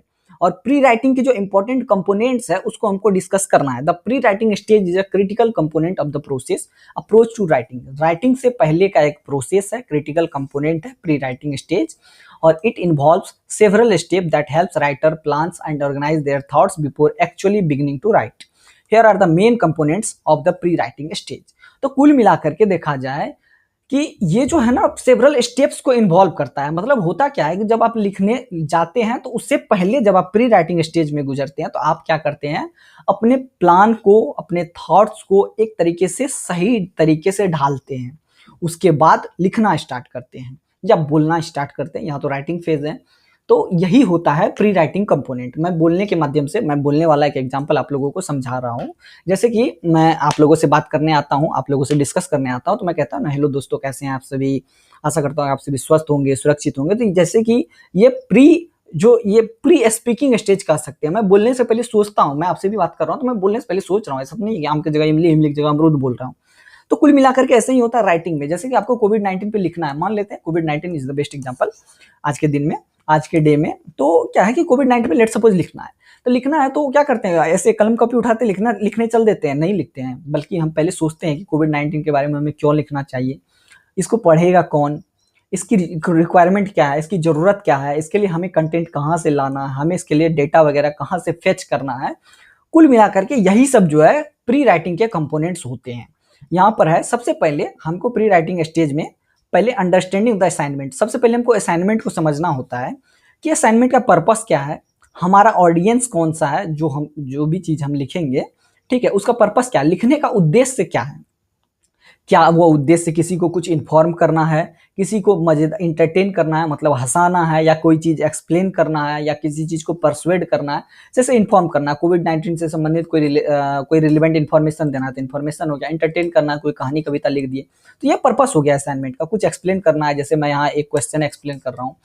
तो उसके बाद ऑडियंस की बात करते हैं। ऑडियंस, सबसे पहली बात की ऑडियंस के बारे में भी जानना है कि भैया मेरा कोई कौन सा ऑडियंस है, मुझे कैसे लोग पसंद करेंगे। जैसे मेरे ऑडियंस आप लोग हैं, तो मेरे असाइनमेंट का जो अंडरस्टैंडिंग है वो इस तरीके से बनाया गया है कि मैं आप लोगों को अच्छे तरीके से समझा सकूं। उसके बाद इसी तरीके से इसमें है कि who will read your writing, आपके राइटिंग्स को पढ़ेगा कौन, आपके राइटिंग्स को समझेगा कौन, और वो आपसे क्या आशा रखता है या आपके राइटिंग से क्या आशा रखता है। तो आपको पहले ये सारी चीज़ें समझनी होंगी। फिर रिक्वायरमेंट्स क्या है, कोई चीज़ को लिखने के लिए क्या क्या चीज़ की रिक्वायरमेंट्स है। तो जैसे असाइनमेंट की क्या गाइडलाइंस है, कैसे लिखना है, कितने लेंथ में लिखना है, लंबा लिखना है, छोटा लिखना है, किस फॉर्मेट में लिखना है, किस लैंग्वेज में लिखना है, किस इंस्ट्रक्शन में लिखना है। इस तरीके से ये प्री राइटिंग स्टेज है या प्री राइटिंग कंपोनेंट है। दूसरा है टॉपिक सिलेक्शन। हमें कुछ टॉपिक्स को सेलेक्ट करने होते हैं। ऐसा तो नहीं है कि कुछ भी जो मन में आया लिख डाले, नहीं, हमें ब्रेन स्टॉर्मिंग एक तरीके से करनी होती है, एक लिस्ट को जनरेट करना होता है पोटेंशियल टॉपिक का, और use techniques like free writing, mind mapping और listening to come up with the ideas. देखिए, तो ब्रेन स्टॉर्मिंग करनी होती है, जैसे कि फ्री राइटिंग, जैसे मैंने ये फ्री राइटिंग कर रखी है। कुछ लोग माइंड मैपिंग करते हैं, जैसे कि एक एग्जांपल दे देता हूँ मैं, जैसे कि आपको स्टोन एज की बात करते हैं, ठीक है, स्टोन एज ऐसे करके मैंने यहाँ 3 डॉट्स बना दिए। स्टोन एज हो गया, पेलियोलिथिक, यहाँ पेलियोलिथिक मान लीजिए, यहाँ मीजोलिथिक, और ये नियोलिथिक। पेलियोलिथिक फर्दर डिवाइडेड है, upper paleolithic, lower paleolithic, middle paleolithic और अपर पेलियोलिथिक। तो कुल मिलाकर के ये एक माइंड मैप हो गया। तो कुल मिलाकर के मैं ये कहना चाह रहा हूँ कि आपको एक पहले ये डिसाइड करना होता है कि आपके लिखने का कौन सा टेक्निक होगा। ब्रेन स्टॉर्मिंग में आप कैसे, किस तरीके से पोटेंशियल टॉपिक्स को बताएंगे, ठीक है, फ्री राइटिंग करेंगे, माइंड मैपिंग करेंगे या लिस्टिंग करेंगे, इस तरीके से। फिर नैरोइंग द टॉपिक, फिर आपको specific expect of a broader topic to make it manageable and relevant. देखिए, ऐसा है कि कोई भी चीज, कोई संसार जो है ना, सॉरी, ये क्या कहते हैं, ज्ञान जो है ना, यह एक सागर की तरह है। सागर का कोई अंत नहीं है, ठीक उसी प्रकार से एजुकेशन और ज्ञान का कोई अंत नहीं है। तो हमें किसी भी टॉपिक को नैरो करना होता है ताकि हम हर चीज को मैनेज कर सके और अपनी बातों को सही तरीके से पहुंचा सके। तो कुल मिलाकर के प्री राइटिंग फेज में टॉपिक को नैरो करना होता है, रिसर्च वगैरह कुछ करने होते हैं, जैसे कि कुछ इन्फॉर्मेशन हमें गैदर करना है, बैकग्राउंड इन्फॉर्मेशन, और हमें देखना है कि हमारे लिए जो टॉपिक हमने सेलेक्ट किया है उसके लिए हमारे पास इनफ रिसोर्सेज वगैरह अवेलेबल है या नहीं। फिर जो गैदरिंग इन्फॉर्मेशन होता है तो उसमें हम रिसर्च करते हैं, इन्फॉर्मेशन कलेक्ट करते हैं रिलायबल सोर्स से, जैसे कि कुछ अन्य बुक्स से डेटा कलेक्ट करते हैं, फिर आर्टिकल से डेटा कलेक्ट करते हैं, वेबसाइट्स को यूज करते हैं, इंटरव्यूज वगैरह के डेटाज वगैरह कलेक्ट करते हैं, जैसे वेबसाइट्स में विकिपीडिया वगैरह हो गया या अन्य कोई भी ट्रस्टेड साइट्स के को यूज करते हैं, और फिर हम डेटा वगैरह कलेक्ट करते हैं। फिर नोट टेकिंग करते हैं, जब हम कोई चीज़ को लिखना चाहते हैं तो उससे पहले हम डिटेल नोट बनाते हैं कि हाँ कैसे क्या करना है। फिर की पॉइंट्स को हाईलाइट करते हैं, कोट्स करते हैं, फिर इंपॉर्टेंट फैक्ट्स वगैरह ये से नोट करते हैं, फिर ऑर्गेनाइजिंग इन्फॉर्मेशन, तब जाके हम अपने इन्फॉर्मेशन को ऑर्गेनाइज करते हैं नोट वे में, और ताकि हम इसको इजीली एक्सेस कर पाएं और राइटिंग प्रोसेस में इसको एज अ रेफरेंस अच्छे से यूज कर पाएं। क्लियर है, मेरी बात समझे होंगे आप लोग शायद। आगे बढ़े, फिर आइडिया को जनरेट किया जाता है। ठीक है, जब सारी बातें हो जाती है तब हम एक फ्री राइटिंग या माइंड मैपिंग या लिसनिंग कुछ भी करते हैं। तो कुल मिलाकर के हम राइटिंग कंटिन्यूअसली करते हैं विदाउट वेरिंग अबाउट ग्रामर और स्ट्रक्चर टू जनरेट आइडियाज। फिर हम अब लिखना स्टार्ट करते हैं। ठीक है, फ्री राइटिंग फेज में हम लिखते हैं, जिसमें कि हम ग्रामर एरर चेक नहीं करते हैं, स्ट्रक्चर एरर चेक नहीं करते हैं, माइंड मैपिंग भी क्रिएट करते हैं, विजुअल रिप्रेजेंटेशन ऑफ आइडिया तैयार करते हैं, फिर उसको कैसे कैसे रिलेट किया जाता है, फिर लिस्टिंग करते हैं, आइडिया को लिस्ट करते हैं, डिटेल्स वगैरह। तो कुल मिलाकर कैसे चलता है, फिर आउटलाइनिंग लाइनिंग होती है, थीसिस स्टेटमेंट, फिर उसके बाद क्लियर और कॉन्साइज थीसिस स्टेटमेंट होता है, फिर उसको समराइज करते हैं, मेन पॉइंट, आर्गुमेंट, फिर राइटिंग वगैरह, फिर आउटलाइनिंग करते हैं। ठीक है, आउटलाइनिंग में क्या होता है कि एक स्ट्रक्चर आउटलाइन करते हैं, फिर मेन सेक्शन, सब सेक्शन, वो सारी चीजें मतलब वो आउटलाइन में लिखी जाती है। जैसे इंट्रोडक्शन में hook, background information, thesis statement, ये सब चीजें लिखनी होती है। बॉडी पैराग्राफ में मेन पार्ट क्या है, सपोर्टिंग डिटेल्स क्या है, एविडेंस क्या है, एग्जांपल्स क्या है, कुल मिलाकर के ये सब चीज हमको आउटलाइनिंग वगैरह करना पड़ता है। उसके बाद आगे बढ़ते हैं, तब कंक्लूजन लिखते हैं, जैसे समरी क्या है मेन पॉइंट का, फिर थीसिस का रीस्टेटमेंट क्या है, क्लोजिंग थॉट्स क्या है, कैसे हम क्लोजिंग करते हैं, फिर प्लानिंग करते हैं, टाइमलाइन, एक टाइमलाइन और शेड्यूल करते हैं, शेड्यूल बनाते हैं ताकि उस समय के दरमियान हम हर एक राइटिंग स्टेज से गुजर जाएं। फिर कुछ गोल होते हैं कि हमें कुछ समय के अंदर कुछ चीज़ों को लिख लेना है, कंप्लीट कर लेना है। फिर आइडियाज़ को ऑर्गेनाइज करना होता है, क्लस्टर करना होता है, बहुत सारे आइडियाज़ को जोड़ना पड़ता है। फिर प्रायोरिटाइजिंग करना पड़ता है कि कौन से इन्फॉर्मेशन को हमें पहले देना है, कौन से इन्फॉर्मेशन को बाद में देना है। एक लॉजिकल फ्लो तैयार करना पड़ता है, जिसके माध्यम से कोई भी जो एक्टिविटी है, कोई भी राइटिंग एक्टिविटी है, वो इंगेजिंग हो सके। ठीक है, और इस तरीके से राइटर जो है वो अपना क्लियर, प्लेन और डायरेक्शनल डायरेक्शन तैयार कर लेता है राइटिंग के लिए। फिर उसके बाद making the drafting process more efficient and effective. तो कुल मिलाकर के मेरी बात शायद आप लोग समझ गए होंगे। नेक्स्ट क्वेश्चन आता है हमारा, what is the function of a topic sentence in a paragraph. किसी भी पैराग्राफ में किसी टॉपिक सेंटेंस का फंक्शन क्या है, हमको इसको डिस्कस करना है। देखिए, जब टॉपिक की बात करते हैं तो जैसे मैंने आपको बताया ना, BEGG 173 बुक है, इसके अंदर इंपॉर्टेंट टॉपिक्स हैं, उसको हम लोग आज डिस्कस करेंगे, उसके इंपॉर्टेंट क्वेश्चन आंसर्स को डिस्कस करेंगे। तो कुल मिलाकर के एक टॉपिक सेंटेंस जो होता है serves several essential function in a paragraph, playing a crucial role in guiding the reader and structuring the paragraphs contents. Here are the main function of a topic sentence. देखिए, कुल मिलाकर के कोई भी किसी भी चीज का टॉपिक, जैसे कोविड-19 पे 50 लाइन लिखनी है, तो कोविड-19 जो मैंने लिखा यहाँ पर, यह एक तरीके से टॉपिक का सेंटेंस हुआ, टॉपिक का मेन आपको इसेंस हुआ। और या फिर कोविड-19 का जो फर्स्ट लाइन होता है, जिसको हम बड़े अक्षर में लिखते हैं, कोविड-19 is very dangerous to health, तो ये आपको एक तरीके से टॉपिक सेंटेंस होता है, जो एक सर्व करता है, हमें इसेंशियल इन्फॉर्मेशन दे देता है कि किसी पैराग्राफ के अंदर कौन सी इंपॉर्टेंट बातें लिखी गई हैं और कैसे यह कैसे रीडर को, कैसे यह पढ़ने वाले को मदद करेगी। ठीक है, अब देखिए, अब किसी टॉपिक के माध्यम से मेन आइडिया को इंट्रोड्यूस किया जाता है। ठीक है, कि किस क्या क्या मतलब किसी ये क्या कहते हैं, पैराग्राफ में कौन से मेन आइडियाज लिखे गए हैं, रीडर को एक आइडिया मिल जाता है कि इस पैराग्राफ में कौन सी बातें लिखी गई है। प्रोवाइड्स फोकस, एक तरीके से किसी भी टॉपिक सेंटेंस से हमें पता चल जाता है कि क्या इसके अंदर, किसी पैराग्राफ के अंदर क्या प्राइमरी फोकस है, क्या हाईलाइटिंग्स वगैरह है। और जो टॉपिक सेंटेंस है हेल्प करते हैं both the writer and readers stay on track. जो टॉपिक सेंटेंस होता है उसके माध्यम से राइटर को भी मदद मिलती है कि उसको अपने कोविड-19 पे लिखना है तो लिखते लिखते बनारस चले गए, वैसा नहीं। तो कोविड-19 पे लिखना है तो सिर्फ कोविड-19 पे लिखेंगे, तो राइटर को भी मदद मिल गई और रीडर को भी मदद मिल जाती है कि कोविड-19 पे पढ़ना है तो कोविड-19 पे ही पढ़ते हैं। तो कुल मिलाकर के यही सारी बातें होती है और इससे हमें पता चलता है कि जो पैराग्राफ हमारा है वो सेंटर्ड है एक सिंगल आइडिया पे। फिर गाइड्स द रीडर, हमारा जो इंट्रोड्यूसिंग मेन टॉपिक होता है वो रीडर को गाइड करता है कि कैसा रीडर मतलब रीडर के लिए रीडर को ये गाइड करता है कि इस जो आगे के सेंटेंस है उसमें क्या लिखी गई है। फिर उसके बाद राइटर्स की लाइन जो है वो बताती है कि क्या चीजें जो है वो इम्पोर्टेंटली लिखी गई है उसके अंदर। फिर उसके बाद आपको टोन सेट करना पड़ता है, ठीक है, सेट्स द टोन। उसके बाद पैराग्राफ वगैरह में टोन वगैरह सेट होते हैं। फिर फैसिलिटीज कोहेरेंस, इसमें जो है मेन आइडिया, टॉपिक सेंटेंस सबको जोड़ा जाता है और फिर पैराग्राफ को समझने की कोशिश की जाती है। फिर ये सपोर्ट द थीसिस, तो जो ये जो क्या कहते हैं टॉपिक होता है वो थीसिस को सपोर्ट करता है, मतलब कि जब कोई टॉपिक मेन होता है ना वो पूरे के पूरे एसे को या लॉन्गर पीस ऑफ राइटिंग को सपोर्ट करता है, और ईच पैराग्राफ जितना भी पैराग्राफ होता है वो ओवरऑल पूरे के पूरे आर्गुमेंट वगैरह को सपोर्ट करता है, और कुल मिलाकर के यही सारी बातें होती हैं। मेरे ख्याल से मेरी बातों को आप लोग समझ गए होंगे। इनहेंस रीडेबिलिटी, अब जब आप कोई टॉपिक को आप देखते हैं जैसे कोविड-19 हो गया, अन्य कोई भी टॉपिक हो गया, कोविड-19 हो गया, ग्लोबलाइजेशन हो गया, उसके बाद आर्कटिक रीजन हो गया, पोलर रीजन हो गया, इक्वेटर हो गया, अन्य ज्योग्राफी के बाद हम लोग इंग्लिश में चले आते हैं, कोई नॉवेल हो गया, कोई लिटरेचर हो गया, कोई आर्टिकल हो गया, और उसके बाद हिस्ट्री में चले आते हैं, इंडस वैली सिविलाइजेशन हो गया, वैदिक कल्चर हो गया। इस तरीके से जितने भी टॉपिक्स हैं, तो इन टॉपिक्स को जब हम पढ़ते हैं या इन टॉपिक्स का नाम हम जब सुनते हैं तो ये हमारी रीडेबिलिटी को इंक्रीज करता है। मतलब वेल क्राफ्टेड टॉपिक सेंटेंस जो होता है, इसके अंदर जो मेन मेन सेंटेंस जो फर्स्ट फर्स्ट लाइन अच्छे से लिखी गई होती है, वो एक तरीके से रीडेबिलिटी को इम्प्रूव करती है, मतलब रीडर को इंगेज करती है, भैया आप आइए पढ़िए। ठीक है, तो कुल मिलाकर के टॉपिक सेंटेंस जो होता है वो एक क्रूशियल रोल प्ले करता है किसी भी टेक्स्ट के मेन आइडिया को इंट्रोड्यूस करने में, किसी भी टेक्स्ट के ऊपर फोकस करने में, और किसी भी रीडर को गाइड करने में, और टोन को सेट करने में, फिर उसके बाद थीसिस को सपोर्ट करने में, और सारी बातों को एक तरीके से मिला करके टेक्स्ट की रीडेबिलिटी को इंक्रीज करने का काम जो है वो कौन करता है, तो वो करता है भैया आपको हमारा टॉपिक सेंटेंस। अब नेक्स्ट अगर हम चले अगला क्वेश्चन जो हमारा है डिस्कशन का, अरे भैया ये क्या हो गया,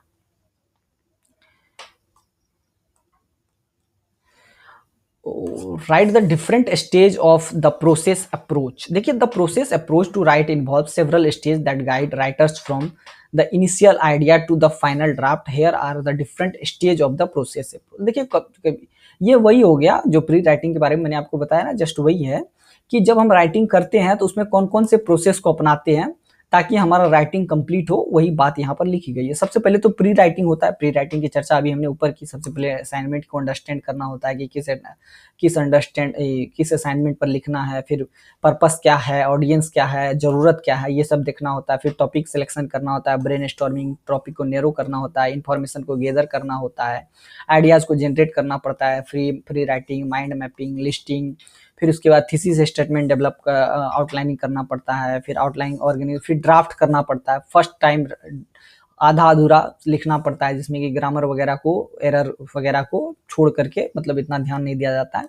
फिर इसमें डेवलपमेंट वगैरह करना पड़ता है, मेन पार्ट्स को डिटेल्ड करना पड़ता है, एग्जांपल्स और एविडेंस देने पड़ते हैं, फ्लो को बढ़ाना पड़ता है, लॉजिकल फ्लो।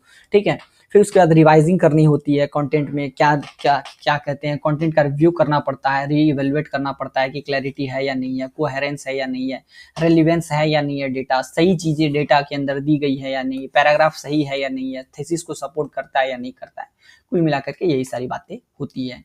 फिर कैसा ऑर्गेनाइज है, पैराग्राफ किस तरीके से ऑर्गेनाइज है, ठीक है, जरूरी हो तो उसको और आर्ग्यूमेंटिव किया जाए, नैरेटिव किया जाए, फिर उसमें डेवलपमेंट किया जाए, कोई चीज ऐड किया जा सकता है, रिमूव किया जा सकता है, एलेबोरेट किया जा सकता है टेक्स्ट को स्ट्रेंथन करने के लिए। ठीक है, फिर फीडबैक वगैरह भी दिया जा सकता है, ठीक है, मेंटर्स वगैरह से फीडबैक वगैरह भी लिए जा सकते हैं। फिर एडिटिंग होती है, एडिटिंग में जिसमें कि ग्रामर और सिंटेक्स वगैरह को, ग्रामेटिकल एरर को सही किया जाता है, पंक्चुएशन सही किया जाता है,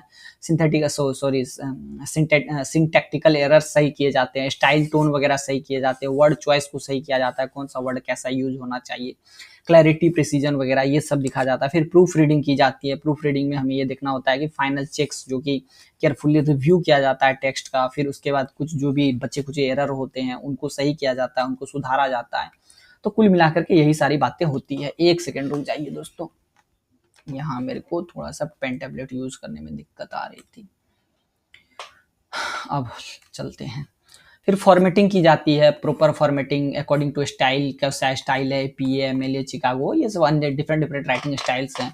फिर कंसिस्टेंसी कैसी है, हेडिंग्स कैसा है, फॉन्ट कैसा है, अदर फॉर्मेटिंग एलिमेंट्स कैसे हैं। फिर पब्लिशिंग शेयरिंग की जाती है, फाइनल प्रेजेंटेशन तैयार किया जाता है, फाइनल वर्जन, फिर सबमिशन होता है, ठीक है, डॉक्यूमेंट का रिक्वायर्ड मेथड पे, फिर उसके बाद चेक किया जाता है, तब फिर उसके hard copy, uploading online, sending via email, सारी चीज़ें होती है, शेयरिंग होती है नॉन एकेडमिक राइटिंग में। फिर क्या कहते हैं, ब्लॉग्स वगैरह में शेयर किया जाता है, सोशल मीडिया में, अदर प्लेटफॉर्म्स में। सारे स्टेज जो है वो कुल मिला करके एक तरीके से काफ़ी लेंथी होते हैं, और फिर उसके बाद धीरे धीरे करके ये स्टेज जैसे जैसे आप गुजरते हैं तो आप बहुत अच्छे तरीके से अपने आप को इम्प्रूव कर पाते हैं। ठीक है, क्लियर है? मेरे ख्याल से आप इस प्रश्न को भी समझ गए होंगे। अगला प्रश्न, what is the function of a body paragraph in an academic essay, explain with example. देखिए, एक बॉडी पैराग्राफ जो होता है, body paragraph is an academic essay serve several keys function that contributes to the overall development and support of the essay's thesis or the main argument. Here are the primary functions of a body paragraph explained with examples. देखिए, ऐसा है कि जो body paragraph होता है academic essays के अंदर, वो बहुत सारे कीज फंक्शंस को बताने की कोशिश करता है। कोई भी एसे हो गया, एकेडमिक एसे हो गया, और जब कोई बॉडी पैराग्राफ होता है उसको पढ़ने से हमें ओवरऑल पता चल जाता है कि एसे के अंदर क्या डेवलपमेंट्स हैं और एसे के थीसिस में कौन कौन सी चीज़ें लिखी गई हैं, उसके अंदर का मेन आर्ग्यूमेंट क्या है, मेन टॉपिक क्या है, फिर ठीक है, ये सारी चीज़ें जो है वो हो जाती हैं। ठीक है, क्लियर है? उसके बाद ये डेवलप सिंगल आइडिया कैसे डेवलप होता है। जितना भी बॉडी पैराग्राफ होता है, ऐसा तो नहीं है कि एक टॉपिक के अंदर एक ही पैराग्राफ होता है, एक 4 लाइन इधर लिखे, फिर 4 लाइन को फिर चेंज किया जाता है, फिर से लिखा जाता है, फिर 4 लाइन ऐसे लिखा जाता है। मतलब हर बार पैराग्राफ चेंज होता है। जैसे यहाँ देख लीजिए, मैंने यहाँ तक लिखा, उसके बाद यहाँ चेंज कर दिया है। हालांकि ये पैराग्राफ चेंज नहीं है, एग्जाम्पल की वजह से चेंज है, बट ऐसा होता है। वही जो है, मतलब बॉडी पैराग्राफ में चेंज करके एक सिंगल आइडिया डेवलप करने की कोशिश की जाती है। मतलब एक पैराग्राफ के अंदर एक पॉइंट लिखा जाता है, दूसरे पैराग्राफ के अंदर दूसरा पॉइंट लिखा जाता है, तीसरे पैराग्राफ के अंदर तीसरा पॉइंट लिखा जाता है, और सबको एक दूसरे से को रिलेट कर दिया जाता है, और कुल मिलाकर के यही जो है बॉडी पैराग्राफ का फंक्शन होता है। क्लियर है? एग्जाम्पल यहाँ पर वही दिया हुआ है, थीसिस स्टेटमेंट है, implementing renewable energy resources is essential for reducing global warming, one body paragraph might develop the point. देखिए, यह एक बॉडी पैराग्राफ है, ठीक है, और यहीं से, या फिर ये वाला है, solar energy is viable alternative to fossil fuel. तो ये दो तरीके के आपको बॉडी पैराग्राफ हैं। ठीक है, अब इससे देखिए, इसको हम इलेबोरेट करते हैं यहाँ ऐसे करके। Solar energy is viable alternative to fossil fuel, okay.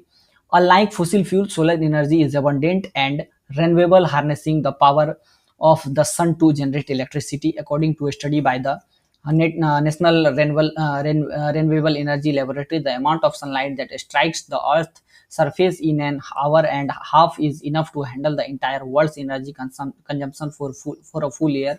Moreover, advancement in solar technology have made it more cost effective and accessible. By investing in solar power infrastructure, we can significantly reduce greenhouse gas emissions and mitigate the effects of global warming. कुल मिलाकर के देखिए, यहाँ पर renewable energy source था, यहाँ पर solar energy था, दोनों अलग अलग बॉडी पैराग्राफ्स थे, लेकिन दोनों को यहाँ पर जोड़ दिया गया, रिलेट कर दिया गया। तो ये एक अच्छा एग्जांपल है। ठीक उसी तरीके से दूसरा नंबर है, सपोर्ट द थीसिस स्टेटमेंट। इसमें भी एक एग्जांपल शायद दिया गया है, देखते हैं। वही एग्जाम्पल है, इसमें बताने की आवश्यकता नहीं है। जब एविडेंस देना हो, एविडेंस में भी एग्जाम्पल दिया गया है, ठीक है, तो इसमें बताने लायक कुछ है नहीं। ये क्लियर है? एक सेकंड, लैपटॉप डिस्चार्ज हो गया है दोस्तों, तो थोड़ा मेरे को समय दीजिए, मैं लैपटॉप को चार्ज में लगा पाऊँ। ठीक है, बस 1 मिनट दे दीजिए मेरे को। गर्मी तो बहुत है दोस्तों।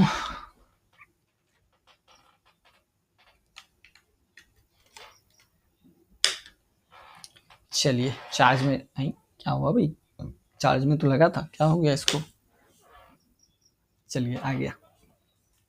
क्लियर है? 6 क्वेश्चंस हमने डिस्कस कर लिए हैं, 29 पेज की हम लोगों ने डिस्कस किया है टोटल। एक लास्ट क्वेश्चन अभी शायद डिस्कस करते हैं, देखते हैं, 1 या 2 क्वेश्चन और डिस्कस करेंगे। What is meant by persuasive writing, give any 2 examples. 2 example देने हैं, परसुएसिव राइटिंग क्या है इसको बताना है। तो चलिए बताते हैं, समझते हैं। हालांकि ये सब हम लोग पहले भी शायद BEGA 182, BEGS 183, BEGS 185 ऐसे बुक्स में डिस्कस कर चुके हैं, वही सब पॉइंट्स यहाँ लिखा गया है। देखिए, परसुएसिव राइटिंग जो होता है ना, it is a form of writing where the writer attempts to convince और persuade the audience to adopt a particular point of view or take a specific action by presenting logical reasoning, supporting evidence, and compelling arguments. This type of writing encourages a student to formulate a clear viewpoint on a particular topic, provide reasons to support their opinion, and convince their audience to adopt their perspective. Persuasive writing is an essential skill that helps a student develop critical thinking, effective communication, and the ability to express themselves persuasively. देखिए, point ये है कि persuasive writing है ना, एक तरीके का writing form है जिसके अंदर कोई राइटर यह प्रयास करता है कि किसी भी टॉपिक के माध्यम से किसी व्यक्ति को कन्विंस किया जा सके, किसी व्यक्ति को यह बताने या सोचने पर या कुछ ऐसा सोचने पर मजबूर किया जा सके जिससे कि उसकी सोच में परिवर्तन हो। जैसे कि मैं यहाँ पर आपसे बात कर रहा हूँ और यहाँ पर जो भी पॉइंट्स लिखे गए हैं, जैसे व्हाट इज परसुएसिव राइटिंग, तो आपको शायद परसुएसिव राइटिंग के बारे में पता नहीं हो, लेकिन मैंने यहाँ पर जो भी बातें लिखी है और मैं यहाँ पर जो जिन चीज़ों को यहाँ पर एक्सप्लेन कर रहा हूँ, तो यह एक तरीके से परसुएसिव राइटिंग या परसुएसिव टेक्स्ट परसुएसिव टेक्स्ट हो गया, या परसुएसिव आपको प्रूफ रीडिंग कह सकते हैं। इसमें मैं क्या कर रहा हूँ कि एक अटेम्प्ट कर रहा हूँ, मैं एक प्रयास कर रहा हूँ और आप लोगों को कन्विंस कर रहा हूँ, आप लोगों को बताने की कोशिश कर रहा हूँ कि भैया परसुएसिव राइटिंग क्या है, और जो मैं आपको बता रहा हूँ ताकि आपका पॉइंट ऑफ व्यू चेंज हो और आप एक पर्टिकुलर इंफॉर्मेशन गैदर कर सके, यही परसुएसिव राइटिंग है। ठीक है, और इस तरीके का राइटिंग क्या करता है, एक तरीके से इनकरेज करता है स्टूडेंट को किसी भी चीज को मतलब क्लियरली अपने अंदर गैदर करने में। जैसे मैं आपको परसुएसिव राइटिंग के बारे में बता रहा हूँ, तो आपका जो एक थिंकिंग है वो डेवलप हो रहा है ना, किसी भी टॉपिक पर आपका व्यू पॉइंट क्लियर हो रहा है, परसुएसिव राइटिंग पर क्लियर हो रहा है। ठीक है, जैसे मैं सपोर्ट दे रहा हूँ, मतलब सपोर्ट मतलब एक आपको ओपिनियन या रीजंस वगैरह दे करके समझा रहा हूँ, तो वैसे ही स्टूडेंट भी सारी बातों को मतलब समझ रहे हैं। कुल मिलाकर के परसुएसिव राइटिंग जो होता है एक इसेंशियल स्किल्स होता है, जिसमें कि स्टूडेंट खुद से सोचने की क्षमता डेवलप करता है, कम्युनिकेशन को इफेक्टिव करने की कोशिश करता है और अपने आप को एक्सप्रेस करने की भी कोशिश करता है। मेरे ख्याल से मेरी बातों को समझे होंगे। और हमें क्यों परसुएसिव राइटिंग को मतलब पढ़ाना चाहिए, परसुएसिव मेथड में ही क्यों पढ़ाना चाहिए, पॉजिटिवली ही क्यों पढ़ाना चाहिए। देखिए, जब चिल्ड्रन मेच्योरिटी फेज में होते हैं, जब वो बढ़ते हैं या children mature as writers, it's important to give them opportunity to write using a variety of formats. Persuasive writing helps students formulate a specific reason for their opinions and provides an opportunity to research facts related to their opinions. As a student develop an understanding of how writing can influence or change others' thoughts or actions, they can begin to understand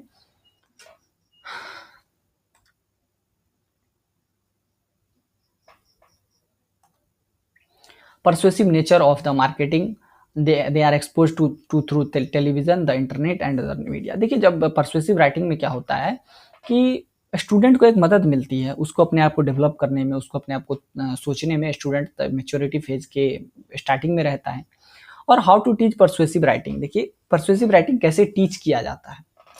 कुल मिलाकर के जब भी हम persuasive writing को पढ़ाते हैं, तो उस दरमियान, हालांकि ये हमारे डिस्कशन का टॉपिक नहीं है, बिकॉज ऐसा कोई टीचिंग मेथड हमें यहाँ पर बताना नहीं है, पर फिर भी मैं यहाँ बता दे रहा हूँ कि इसमें क्या होता है ना कि स्टूडेंट को एग्जाम्पल्स वगैरह के लिए मतलब कि बढ़ावा दिया जाता है। एग्जाम्पल्स वगैरह, वर्ड, फ्रेज, टेक्निक्स, इन सब के माध्यम से स्टूडेंट को बढ़ावा दिया जाता है। फिर स्टूडेंट उसको समझता है, समझने के बाद इंफॉर्मेशन वगैरह गैदर करता है।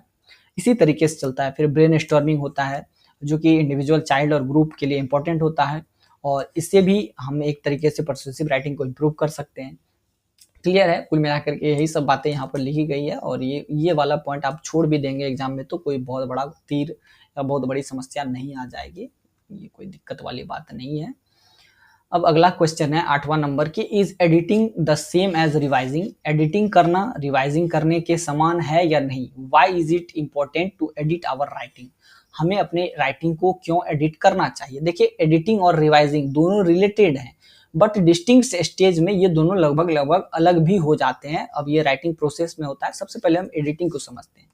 देखिए, डेफिनेशन एडिटिंग की बात करें तो it involves reviewing and correcting the mechanics of writing such as grammar, punctuation, spelling, syntax and formatting.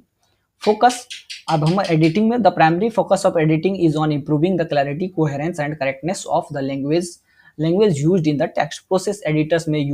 Editors may also make adjustment to sentence structure, word choice and overall flow to enhance readability।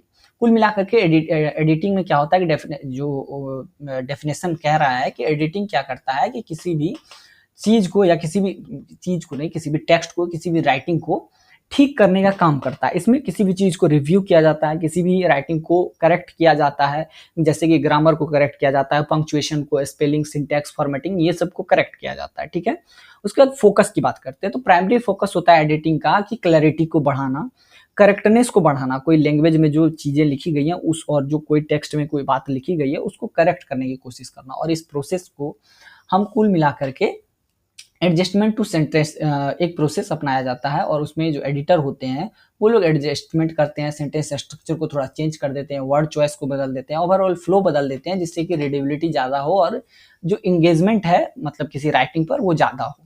उसके बाद revising की बात करें तो revising just एक involvement है making substantive changes to the content and organisation of the writing. मतलब बहुत ज़्यादा चेंजेस नहीं, जो थोड़े बहुत चेंजेस हैं रिवाइज करना, मतलब की भी बातों में थोड़े बहुत चेंजेस कर देना, वही रिवाइजिंग है। एडिटिंग में तो बहुत सारी चीज़ें देखी जाती है, बट रिवाइजिंग में बहुत सारी चीज़ें नहीं देखी जाती हैं। फोकस क्या होता है रिवाइजिंग का? The focus of revising is on strengthening the argument. किसी भी चीज के मतलब टॉपिक के आर्गुमेंट को स्ट्रेंथ करना, बढ़ावा देना, स्ट्रक्चर को इम्प्रूव करना, आइडिया को और थोड़ा क्लैरिफाई करना। उसके बाद एड्रेसिंग एनी गैप्स और वीकनेस इन द टेक्स्ट, मतलब कोई गैप कुछ रह गया उसको ठीक करना, और कोई वीकनेस रह गया उसको ठीक करना। प्रोसेस क्या होता है इसमें? हम पैराग्राफ्स वगैरह को रीऑर्डर कर देते हैं, ऊपर नीचे कर देते हैं, कुछ सेक्शंस को रिमूव कर देते हैं या जोड़ देते हैं, कुछ सेंटेंस को रीफ्रेज कर देते हैं क्लैरिटी के लिए, और उसके बाद हम ये कोशिश करते हैं ओवरऑल जो मैसेज जो है वो इफेक्टिवली कम्युनिकेट हो। अगर इंपॉर्टेंस ऑफ एडिटिंग की बात करें तो एडिटिंग एक क्रूशियल रोल प्ले करता है, ठीक है।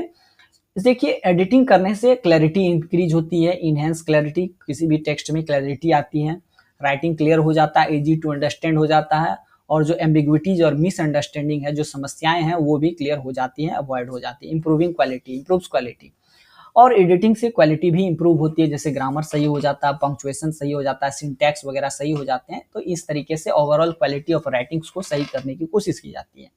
इंश्योर एक्यूरेसी, एक्यूरेसी को भी बढ़ावा देने की कोशिश की जाती है एडिटिंग के माध्यम से। फैक्ट्स वगैरह चेक किए जाते हैं, फिगर्स किटेशंस वगैरह चेक किया जाता है, एक्यूरेसी और क्रेडिबिलिटी को बनाए रखने के लिए। कुल मिलाकर के मेरी बात समझ गए आप लोग? अरे ये क्या दबा दिए,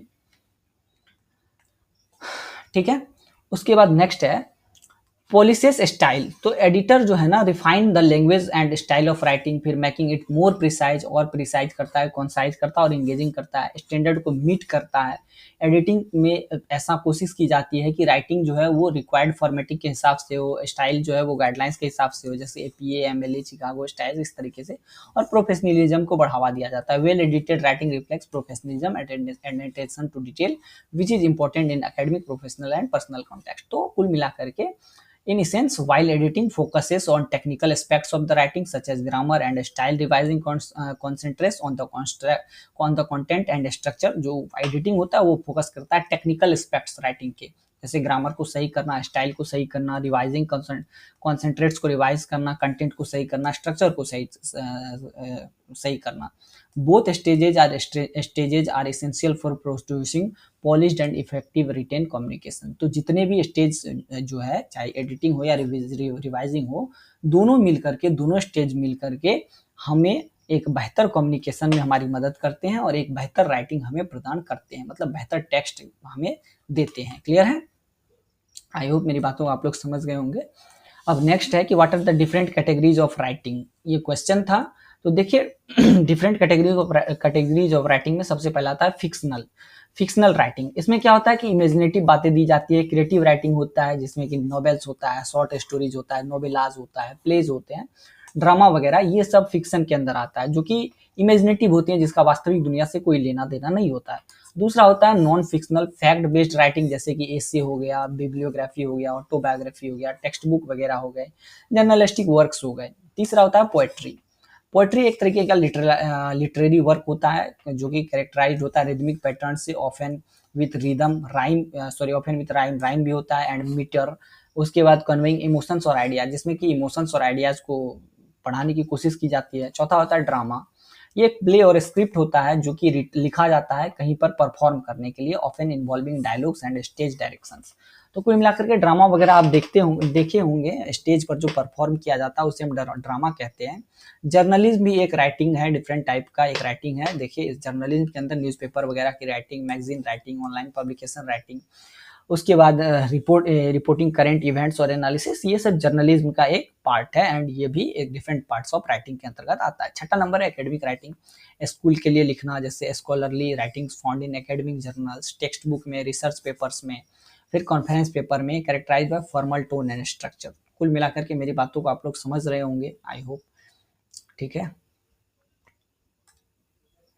फिर होता है टेक्निकल राइटिंग, जो टेक्निकल राइटिंग से संबंधित हो, जैसे कि कोई टेक्निकल कॉन्सेप्ट हो या प्रोसेस हो, जैसे आप लोग क्या कहते हैं, कोई मशीन वगैरह मंगाते होंगे तो उसमें आपको यूज़र मैनुअल देता होगा, वो टेक्निकल राइटिंग है, ठीक है। ये मैनुअल जो है उसमें इंस्ट्रक्शंस वगैरह दिया जाता है, टेक्निकल डॉक्यूमेंटेशन वगैरह दिए जाते हैं, ये टेक्निकल राइटिंग हो गया। क्रिएटिव नॉन फिक्शन, कुछ ऐसे भी नॉन फिक्शंस होते हैं जो कि क्रिएटिव होते हैं लेकिन नॉन फिक्शन होता है, मतलब कि क्रिएटिव तो होते हैं लेकिन इसमें वास्तविकता होती है। जैसे कि पर्सनल ऐसे, कोई किसी पर पर्सनल ऐसे लिख रहा है, कोई मेमोयर लिख रहा है। मेमोयर का मतलब हो गया आपको,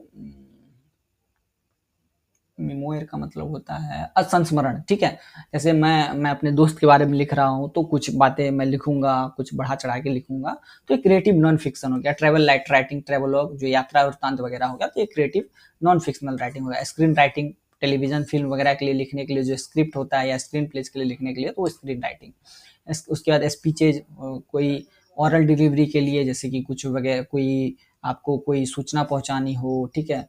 उसके बाद इंफॉर्मेशन वगैरह हो, इंटरटेन करना हो ऑडियंस को, तो ये सब जो है कैटेगरीज होती हैं आपको राइटिंग की डिफरेंट, और ये ओवरलैप करती रहती है एक दूसरे के ऊपर, क्योंकि ये कोई पूरा फुल्ली बेसिक, फुल्ली 100% क्लैरिफिकेशन नहीं है। टाइम टू टाइम इसमें मतलब चेंजेस हो जाते हैं।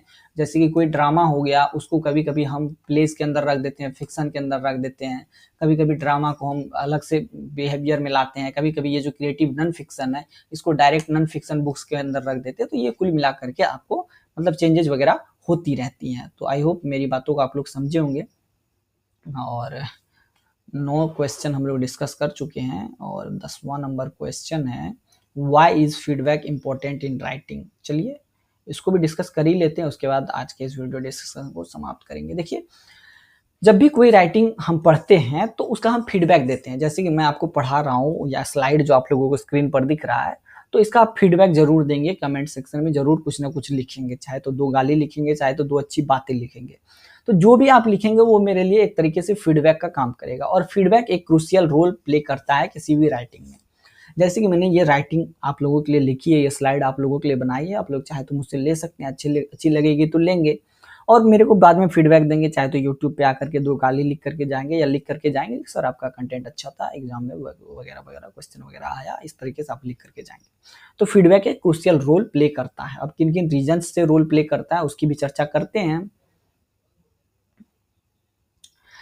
देखिए, फीडबैक जो है वो इम्प्रूवमेंट में मदद करता है। जैसे कि आप, क्या हो गया, जैसे कि ये वाला जो स्लाइड है इसको मैं पढ़ा रहा हूँ, इसको डिस्कस कर रहा हूँ, अगर आप इसको पढ़ेंगे और तो इसके अंदर जो स्ट्रेंथ है, इसकी जो अच्छाई है उसको जानेंगे, इसके अंदर जो वीकनेस है उसको जानेंगे।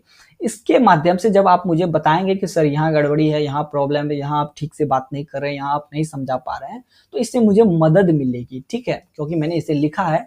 तब मैं उस एरिया में काम करूंगा, उसमें इंप्रूवमेंट करने की कोशिश करूंगा, राइटिंग स्टाइल को इंप्रूव करने की कोशिश करूंगा, स्ट्रक्चर को इंप्रूव करने की कोशिश करूंगा, एंड कंटेंट को इंप्रूव करने की कोशिश करूंगा। तो कुल मिलाकर के फीडबैक के माध्यम से एक इंप्रूवमेंट की प्रक्रिया जो है वो की जा सकती है। और यकीन मानिए दोस्तों, जिस तरीके से मैं आज आप लोगों से बात कर रहा हूं, आज से 2 साल पहले जब मैंने चैनल स्टार्ट किया था तो मैं इतनी फ्लुएंटली आप लोगों से बात नहीं कर पाता था। इवन मेरी सिचुएशन ऐसी थी कि मैं डायरेक्टली वीडियोस भी अपलोड नहीं कर पाता था। मुझे पहले वीडियो बनाना पड़ता था, फिर एडिट करना होता था, चीज़ों को काटना पड़ता था, फिर जोड़ना पड़ता था, फिर इंपोर्ट एक्सपोर्ट फलाना ढिमकाना, कई सारे प्रोसेस से गुजरना पड़ता था। बट आज का सिचुएशन ऐसा है कि मैं बिना कुछ प्रिपेयर किए बस स्लाइड बनाता हूं और आप लोगों के लिए सीधे वीडियोस लेकर के आ जाता हूं, बिना कोई कट कॉपी पेस्ट किए हुए सीधे मैं वीडियोस बनाने के बाद अपलोड करता हूं। 1 सेकेंड का भी वेट नहीं करता हूं। इवन अगर मेरे पास पॉसिबिलिटीज हो तो मैं लाइव आ करके भी आप लोगों से ये सारी चीजें एकदम ऑन द स्क्रीन डिस्कस कर सकता हूं, बट वो सुविधा मेरे पास नहीं है, चूंकि मैं एक छोटे से सेटअप के साथ वर्क कर रहा हूं। तो कुल मिलाकर के आप लोगों ने जो फीडबैक्स मुझे दिए थे ना, जो कमेंट सेक्शन में मुझे लिखा था कि सर ये सही नहीं है, आप अच्छे से नहीं पढ़ाते हैं, या माइक का सेटअप सही नहीं है, या स्लाइड आपका ठीक नहीं है, या आप बोलते समय स्लाइड्स को पढ़ते नहीं है, तो कुल मिलाकर के मैंने उन एरियाज में इम्प्रूवमेंट किए हैं। और उसके बाद मैंने अपने राइटिंग स्टाइल्स में भी इम्प्रूवमेंट किया है। पहले मैं बुक्स को ही डायरेक्ट पढ़ा दिया करता था, और मेरी जो स्लाइड होती थी राइटिंग स्टाइल वो क्या होती थी, तो सीधी वाली होती थी, ये स्लाइडिंग टेक्निक में नहीं होती थी, तो उसमें फिर मेरे को दिक्कत होता था। तो इसी तरीके से इम्प्रूवमेंट जो है वो किया जा सकता है फीडबैक के माध्यम से। क्लैरिटी, फीडबैक्स जब हम किसी फीडबैक देते हैं, किसी से जब हमें फीडबैक प्राप्त होता है तो वो एकदम अनक्लियर हो, मतलब वो कंफ्यूजिंग पैसेज वगैरह ऐसा नहीं होता है। वो एकदम परफेक्ट मैसेज होता है और जो कि सीधा राइटर तक पहुंचता है, और इससे वो किसी भी चीज़ को क्लैरिटी, इससे वो टेक्स्ट की क्लैरिटी को बढ़ाता है और वो रीडर्स के को मोस्ट मतलब रीडर्स के पास अपनी भाषाओं को मोर अंडरस्टेबल बनाने की कोशिश करता है कि भैया मैं जो आपको समझाने की कोशिश कर रहा हूँ, मैं जो आपको बताने की कोशिश कर रहा हूँ वो सही है, या वो और ज़्यादा बेहतर तरीके से बताने की कोशिश करता है। फिर पर्सपेक्टिव बताता है। फीडबैक जो है वो एक तरीके से जब जब आप मेरे को कुछ बताएंगे तो मुझे पता चलेगा कि आपने क्या समझा, आपके क्या व्यूअर पॉइंट्स थे, आपने क्या समझा, आपके व्यू पॉइंट्स क्या थे, तब उससे मुझे पता चल जाएगा कि मुझे किन चीज़ों को कंसीडर करना चाहिए, किन चीज़ों को जोड़ना चाहिए, किन चीज़ों को हटाना चाहिए, किन चीज़ों की अंडरस्टैंडिंग को बढ़ानी चाहिए और किस टॉपिक को कैसे अप्रोच करना चाहिए। उसके बाद वैलिडेशन, अब ऐसा है कि पॉजिटिव फीडबैक मिलता है, ठीक है, तो इफेक्टिव राइटिंग टेक्निक्स अच्छी होती है, इनकरेज भी होते हैं और राइटर जो है अपने एक्नॉलेजिंग को स्ट्रेंथ मतलब एक्नॉलेजमेंट और उसको स्ट्रेंथ करते हैं, उसको सक्सेस और आगे की ओर बढ़ाते हैं।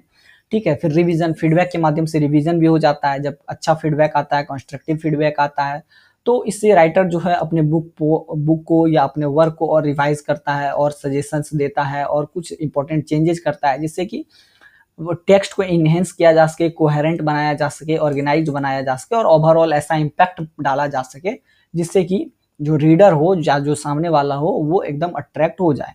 ऑडियंस अंडरस्टैंडिंग को बेटर बनाने के लिए भी फीडबैक दिए जाते हैं, जिससे कि राइटर जो है मतलब कि राइटर जिसने जो कंटेंट लिखा है वो अपने ऑडियंस से पूछता है भैया आप मैंने जो बताया है वो सही है या गलत है। तो ऑडियंस जब फीडबैक देता है तो उसके माध्यम से फिर राइटर उसमें चेंजेस वगैरह करता है, अपने राइटिंग स्टाइल्स में चेंजेस करता है, ताकि उसके जो ऑडियंस है वो उसके उनकी ओर अट्रैक्ट हो और जो वो मैसेज वो देना चाह रहा है वो इफेक्टिवली कम्युनिकेट कर पाए। तो मेरे ख्याल से मेरी बातों को आप लोग समझ गए होंगे।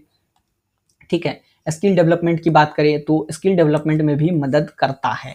जो फीडबैक है वो स्किल डेवलपमेंट में मदद करता है, क्योंकि रेगुलर फीडबैक जो किसी को मिलता है, किसी राइटर को, तो वो एक कंट्रीब्यूशन होता है कि स्किल डेवलपमेंट हो। ठीक है, और राइटर्स को अलाउ करता है कि वो अपने आर्ट एंड क्राफ्ट को और भी ज़्यादा ग्रो करे और ओवर द टाइम उसको उसमें और भी इम्प्रूवमेंट लाए। तो ओवरऑल हम ये कह सकते हैं कि feedback acts as a valuable tool for writers to refine their works, connect with their audience and continually improve their writing skills। तो कुल मिलाकर के फीडबैक जो है एक तरीके से राइटर के लिए एक वैल्यूएबल टूल होता है, जिसके माध्यम से वो अपने वर्क को रिफाइन कर सकता है, ऑडियंस से अच्छे से कनेक्ट हो सकता है और टाइम टू टाइम, समय दर समय अपने राइटिंग स्किल्स को इम्प्रूव कर सकता है। मैं आशा करता हूँ कि मेरी बातों को आप लोग समझे होंगे और ये प्रश्न बहुत महत्वपूर्ण थे मेरे ओपिनियन में, एग्जामिनेशन पॉइंट ऑफ व्यू से शायद एग्जाम में आ भी सकते हैं, तो आप लोग इसके लिए प्रिपेयर रहिएगा। और मैंने अपनी तरफ से बेस्ट डिलीवर करने की कोशिश की है। हालांकि 39 पेजेस तक ही हम लोगों ने आज डिस्कस किया है, कुल मिलाकर के 100 पेजेज प्लस हैं। इसको तो मैं अभी एंड करूंगा, लेकिन उससे पहले हम लोग कुछ प्रीवियस ईयर क्वेश्चंस को देख लेते हैं। ठीक है, चलिए, ये एंड क्यों नहीं हो रहा है भाई?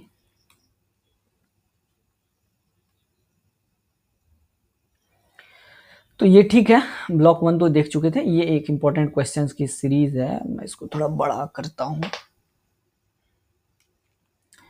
एक ही हम लोग डिस्कस करेंगे। देखिए, एक राइट ए शॉर्ट नोट है, तो describe the 3 essential components of critical thinking. इसकी चर्चा हम लोग आगे करेंगे। ठीक है, ये हमारे क्वेश्चन में इंक्लूड किया गया है। How is academic writing different from non academic writing, इसको भी इंक्लूड किया गया है विद द सुटेबल एग्जाम्पल।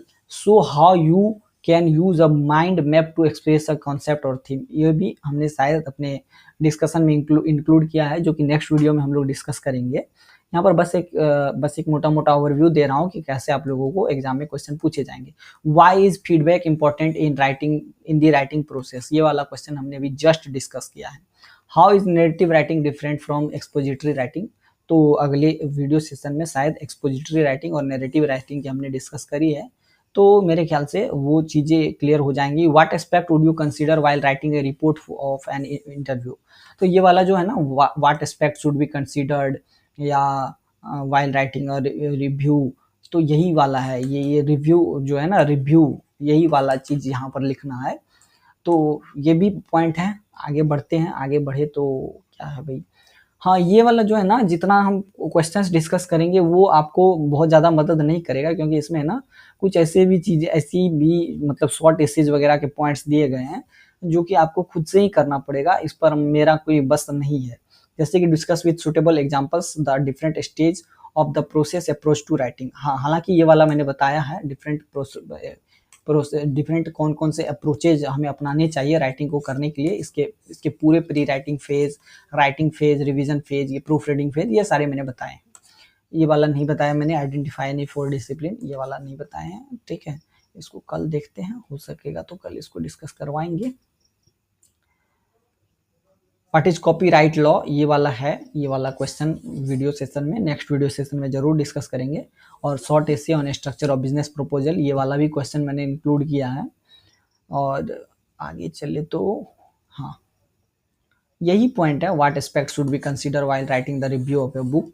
तो ये वाला क्वेश्चन भी अभी हमने डिस्कस किया। Right the review of any book that you read recently in around 150। तो रिव्यू लिखना है आपको, रिव्यू के बारे में मैंने बता दिया है, तो ये तो आप पे ही डिपेंड करता है कि आपने कौन सा बुक पढ़ा है, तो इसमें मैं आपकी कोई मदद नहीं कर पाऊंगा, क्लियर है। और एक कंपोजिशन है, और कंपोजिशन के लिखना है 200 वर्ड में, एक टॉपिक है, ये वाला है higher education in India today problems and challenge, just like ये एक एसे टाइप हो गया, तो वो आपको लिखना है। इसमें आपको ये चीजें खुद करनी पड़ेंगी, और essay should have a clear introductory paragraph, body and concluding paragraph. तो ये चीजें आपको यहाँ दी गई हैं, क्योंकि इसके अकॉर्डिंग ही करना है, तो इसमें मैं आपकी कोई मदद नहीं कर पाऊंगा, ठीक है।